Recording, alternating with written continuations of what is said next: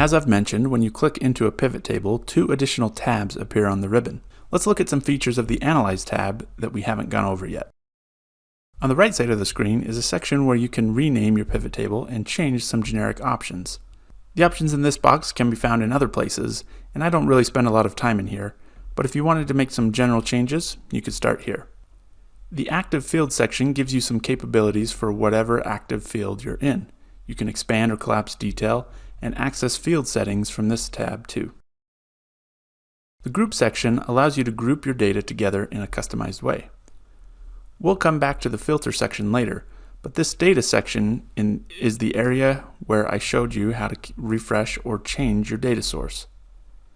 In the Actions section, you can clear out your pivot table data or select your entire pivot table. If you wanted to delete a pivot table altogether, you can select the whole thing and press Delete. The Move Pivot Table button does just what you think it would, and you can move it to another location. We already worked with the Calculations section.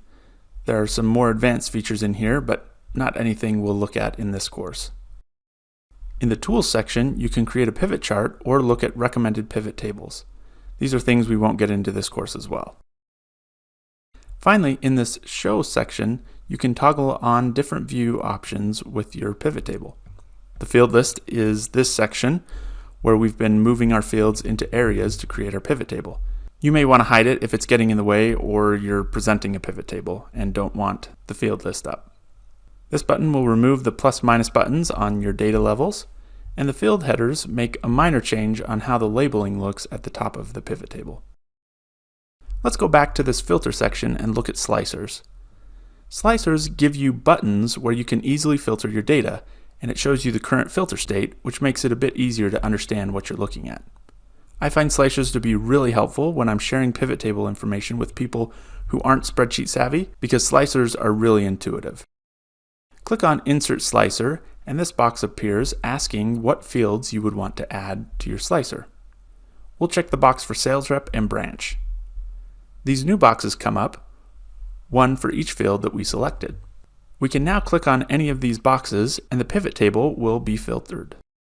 You could do the same filtering by clicking on these filter buttons here, but slicers clearly show what's going on. You'll also notice when I click on Nashua, the sales rep boxes are updated. The sales reps that are associated with Scranton, which we filtered out, are now a lighter blue, indicating that they're not part of this data. Let's say we only want to filter in on Andy.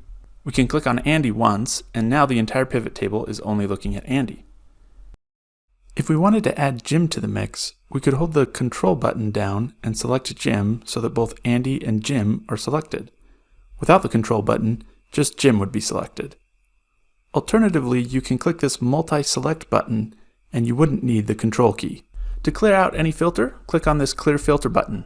The filter clears only for the field that you're in, so we'd have to clear the filter on the sales rep slicer as well as the branch slicer to get all our data. Our data set is fairly small in this example, but if you had much more complex data, slicers can be a great way to easily filter your data. You'll notice this Slicer tab appears on the ribbon when you select a slicer. Click on Slicer Settings to make some changes to General Settings.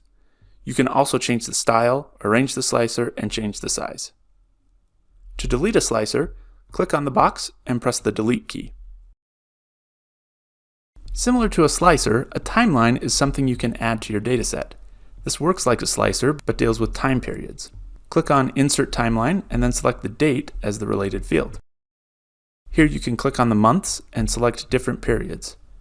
Again, this is something that you could filter using the filter buttons, but a timeline helps those who are more visual.